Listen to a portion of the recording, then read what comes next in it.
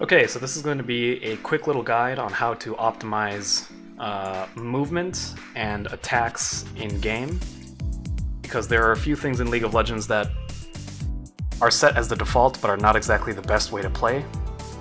But I recommend making these changes because that'll make just the game a lot easier to play. So in League, the default for moving and attacking is always the right mouse button, which you can click and the champion will automatically move to wherever you want, and then if you click on certain things, you will automatically attack whatever you want.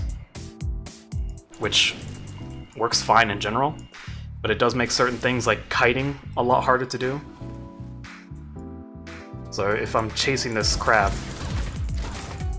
there's a big difference between when I just automatically set my champion to attack it and whether I tell whether I kite manually. So if I just click on it and let myself auto-attack it, your champion automatically lets your attacks, follow through with their animation and then starts moving, but that's not necessarily the best way to do things.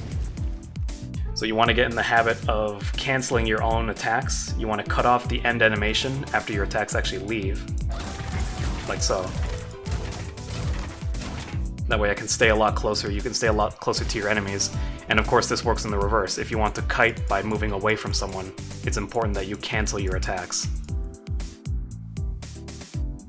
That lets you move faster, makes a big difference when you play. Just like that. Anyways, but there are some problems that happen with this, which is that if you misclick and you click next to an enemy, that'll cause you to start moving towards the enemy instead of attacking them. So if I'm trying to, if I'm trying to kite away from this enemy right here, every time I misclick, my champion ends up walking towards him. That was a misclick right there.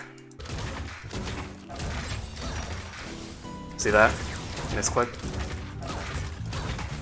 I mean, you can get as good as you can at this, but you're still going to make mistakes. And this is a big problem for certain champions like Tristana and most ADCs and most mages, because a big part of their entire game plan relies on doing damage at a distance, because their attacks are ranged and they don't have a lot of health, which means that it's very important that they stay away from the enemy. So the last thing you want to do is to just run at the enemy without attacking, because that's how you get killed. Luckily, this can be solved pretty easily by changing two things in your game window, which should be the default, but it's not for some reason. So, if you go to hotkeys, and you go to player movement, here's your player move click, which is also your attack. MB2, that's right click, mouse button 2. And then you've got this one right below it called attack move click.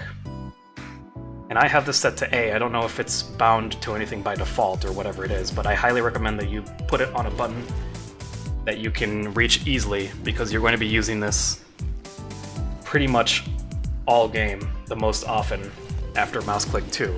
So I have mine set to A because it's right below the keys that I already use for my abilities, Q, W, E, R. A is right below Q, so that's what I use it for. And then, the second thing you want to do is in your game tab, you go to this thing called attack move on cursor. And this will make things easier when there are multiple champions. I'll get to this in a second. But essentially, by turning on those two things, binding it to a key, and then turning on attack move on cursor, what this allows you to do is that it basically tells your champion that when you click A, to move to whatever place you want, just like the right click, and then to automatically start attacking whatever champion is closest to wherever you just clicked. And you can tell I'm using it because, whoops, that's Q. You can tell I'm using it because the arrows that were usually just move will become red. See how my regular move is green arrows, and now it's red arrows. And that means, again, it automatically attacks whoever was nearest to the click. So that makes kiting a lot easier. So if I want to start moving towards this guy while I'm moving,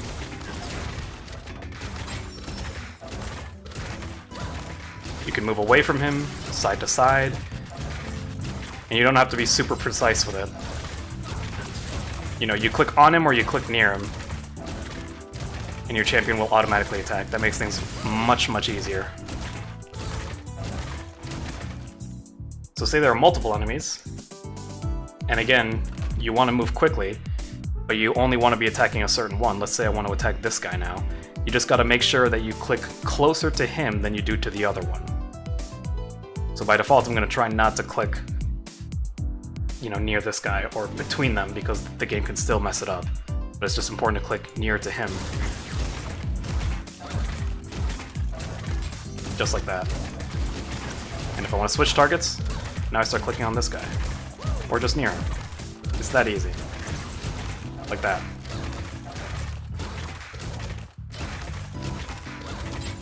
So that'll make a big difference, and I highly recommend you start using it because it just makes, especially for ADCs, it makes farming and attacking and moving and kiting so much easier. Another thing that attack move will help you with is dealing with enemies who are hiding in bushes and such. Helps you deal with people who are exploiting bushes, basically. Because these bushes, like here, here, and here, you cannot see what is in the bush or what is directly past the bush, unless you already have a ward in there. So for example,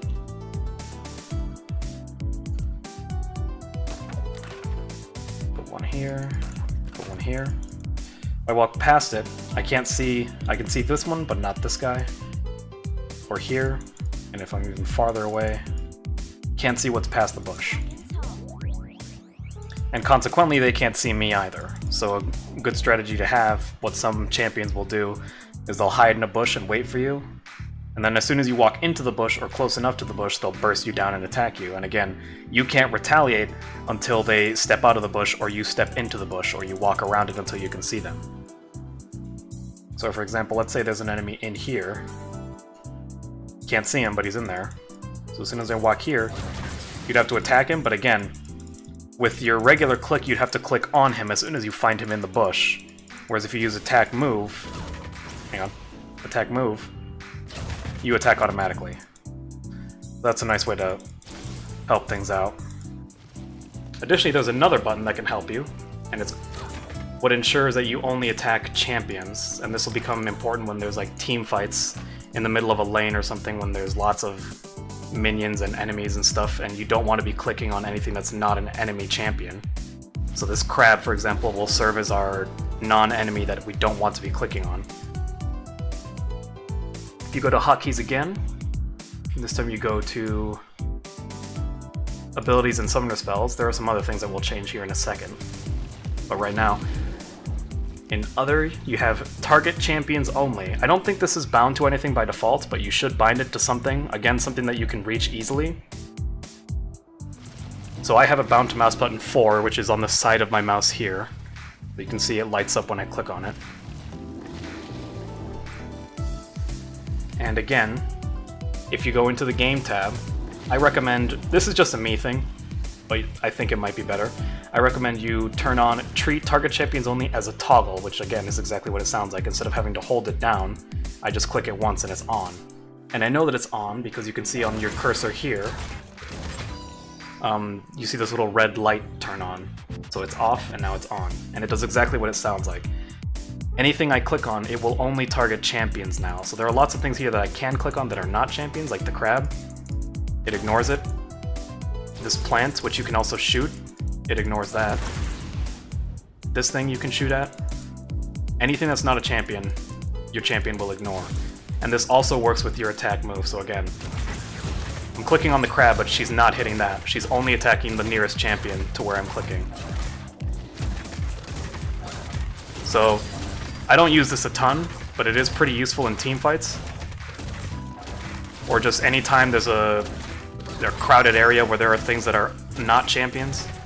Highly recommend using this. Anyway, it's time to talk about abilities, and for that, we will use a different champion.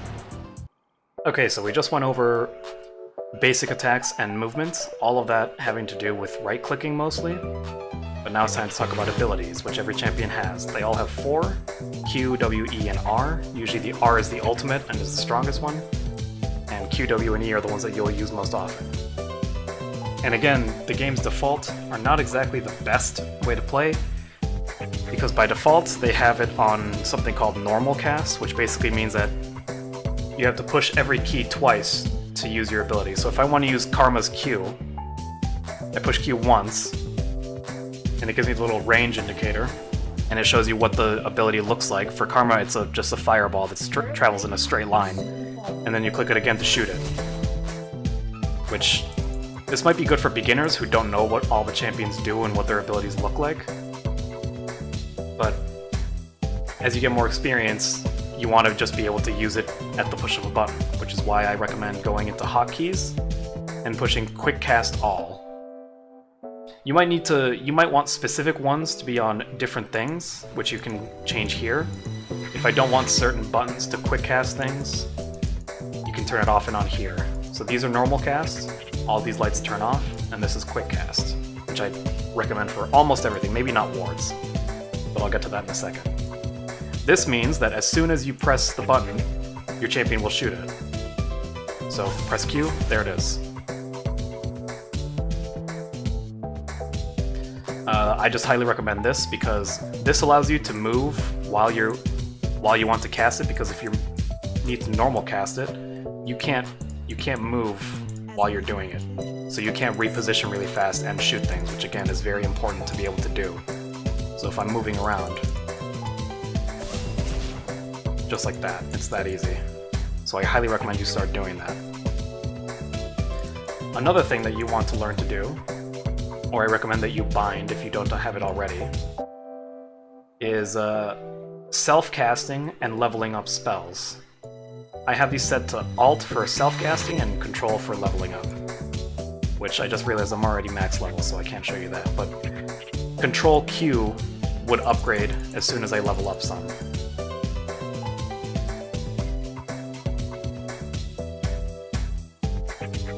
But Alt allows you to self-cast. So for example, Karma's E is a shield, which she can use on herself or her allies. So if I spawn an ally right there, I can put a shield on myself, which also gives me some move speed, or I can put it on an ally. So you have to click on the ally, obviously, but Alt-E will allow you to do that without having to click on yourself, which again is very useful for when you're moving around and you want to put the shield on yourself, just like that. One last thing that you will have to worry about is if you're playing an item that has a champion that has items with active abilities, these items will basically work like your summoner spells like Q, W, E, and R, and they will automatically be bound to certain buttons. You can rearrange these however you like. And these will also work just like your summoner spells, where by default they will not activate as soon as you click on them, but you can change that so that they do, which I also recommend. So for example, Redemption, this is a standard support item. You spawn a giant circle and everyone standing in the circle gets healed, and it deals a little bit of damage to any enemies who are standing in the circle. Reverie, I believe, gives you movement speed. Yeah. So you can use this with the shield, for example.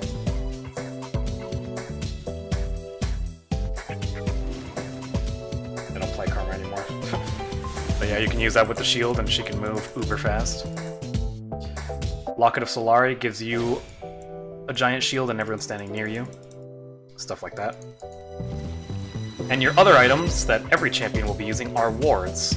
Wards give you vision, and as you can see here, that little transparent semicircle shows you how much vision it'll give you depending on where you put it. So the standard place to put these is in a bush. And by default, you know, most people like to normal cast these so they can see exactly where. I personally just put them down. I think this is another thing that I recommend that you just memorize. You should just learn, you know, exactly how much vision each one gives you, and good places to put them. Naturally, the best places to put them are in bushes, like here, here, in here, and there, and so on. So last thing, I want to talk about pings really fast, which pings are the way that you can communicate in-game. They're really the best way to communicate other than just typing, but of course typing takes time, and you can't really do other things while you're doing it. So it's generally not a good idea to be typing in-game. the best way to communicate is with pings, which I don't remember what the default bind for it is. But if you go down to communication in your hotkeys tab, this is where all your stuff will be. And there are just 3 pings that you really need to worry about. Well, maybe 4. The alert ping, the retreat ping, area is warded ping, and the emote wheel, which is not really important for the game, but is just kind of fun. So, the retreat ping... Hang on. The retreat ping I truthfully don't use, because it's basically identical to, what's it called?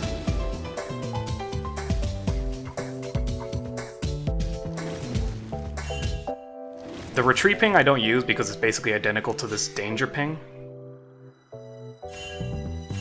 They basically mean the same thing, which is just, you know, be careful, there are enemies nearby, or just telling someone to go away from someplace if people are trying to start dragon, and you don't think it's a good idea because you know there's enemies here.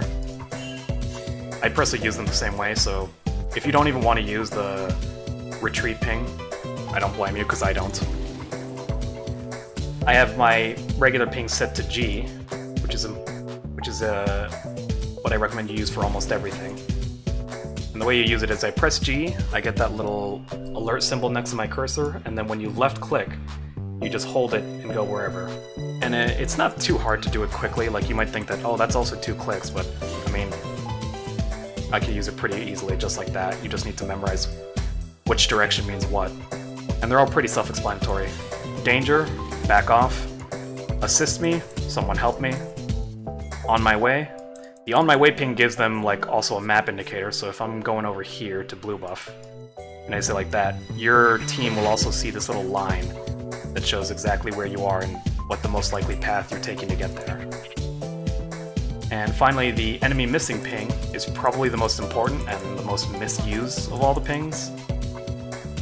Because when you're laning, if I'm playing against an enemy, you know, mid laner or whatever, or anyone in any lane, if they randomly just walk away and you don't see them anymore, they might be back at their base, you know, buying stuff, or they might be roaming, which means that, you know, if this guy suddenly goes missing, he might be heading down here to try and kill someone.